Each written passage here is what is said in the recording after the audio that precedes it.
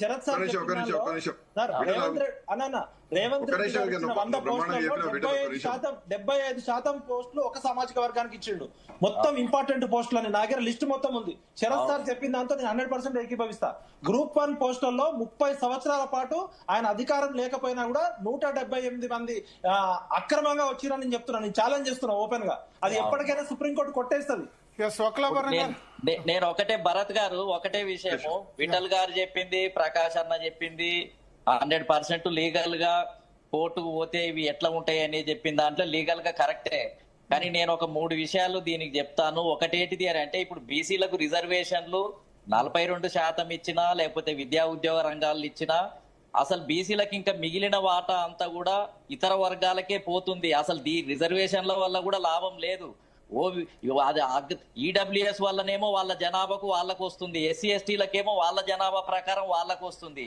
కాబట్టి ఇప్పుడు అసలు భవిష్యత్తులో నేను అనేది ఏంటంటే ఎవరి జనాభా ప్రకారం వాళ్లకు విద్యా ఉద్యోగ రంగాలు గాని రాజకీయ ప్రాతినిధ్యం గాని ఇవ్వటం వల్ల అసలు బీసీలకు ఎక్కువ లాభం కలుగుతుంది. అసలు ఎవరి జనాభా ప్రకారం వాళ్ళు ఇస్తూ రిజర్వేషన్లు అనుభవించిన తరాలు 1, 2 తరాలు 3 తరాలు అనుభవించిన వాళ్ళే అనుభవిస్తున్నారు కుటుంబాలు. అది జాగ్రత్త పడకపోతే సరిపోదు.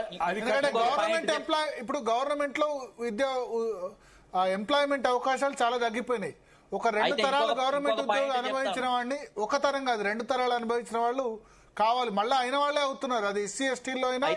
ఇంకొక పాయింట్ ఏంటిది అని అంటే భరత్ గారు, ఇంకొక పాయింట్ ఏంటిది అని అంటే అసలు ఎస్సీ ఎస్టీలకు జనాభా ప్రకారం ఎప్పుడు వాళ్ళకి జనాభా పెరిగితే అప్డేట్ చేయొచ్చు, అయినా చాలా ఎస్సీ కులాలు ఎస్టీ కులాలు ఇంకా అది వేరే విషయం.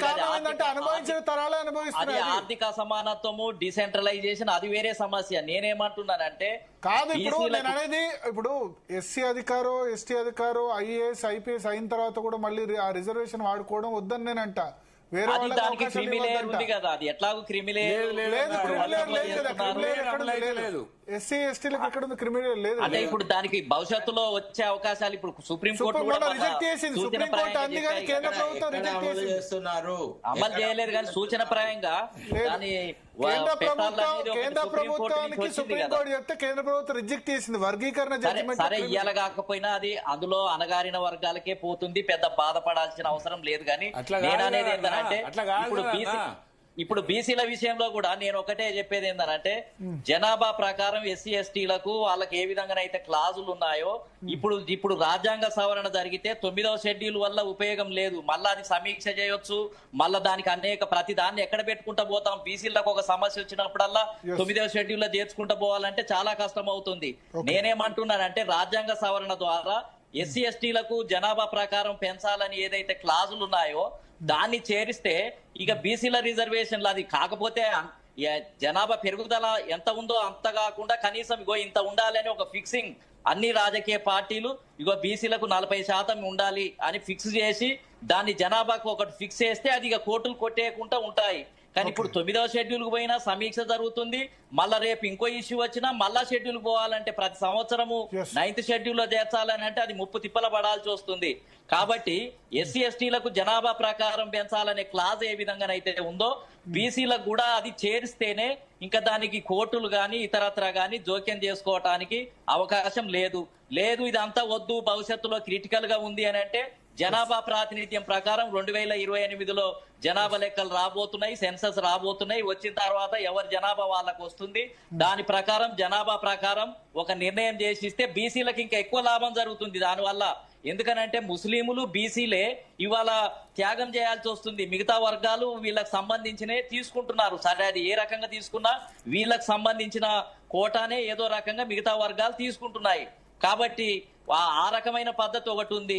ఇప్పుడు ఇది ఏదైతే ఆర్టికల్ 15 క్లాస్ 7 అనేది ఒకటి చేర్చాలి. ఇప్పుడు ఇటువరకు 6 అనేది చేర్చి ఈడబ్ల్యూఎస్ కు ఇవ్వటం జరిగింది. 16(6) అదే విధంగా 15(6) ఇవ్వటం వల్ల ఈడబ్ల్యూఎస్ కి ఇవ్వటం జరిగింది. ఇప్పుడు నేనేమంటానంటే 7 పెట్టి దాంట్లో జనాభా ప్రకారం అని అనకపోయినా ఒకవేళ 42% అని 45% అని అన్ని పార్టీలు లోక్సభలో చర్చించి ఒక ఫిగర్ ఫిక్స్ చేస్తే ఇక బీసీల విషయంలో కోర్టులు రాకుండా పోవటానికి అవకాశం ఉంది.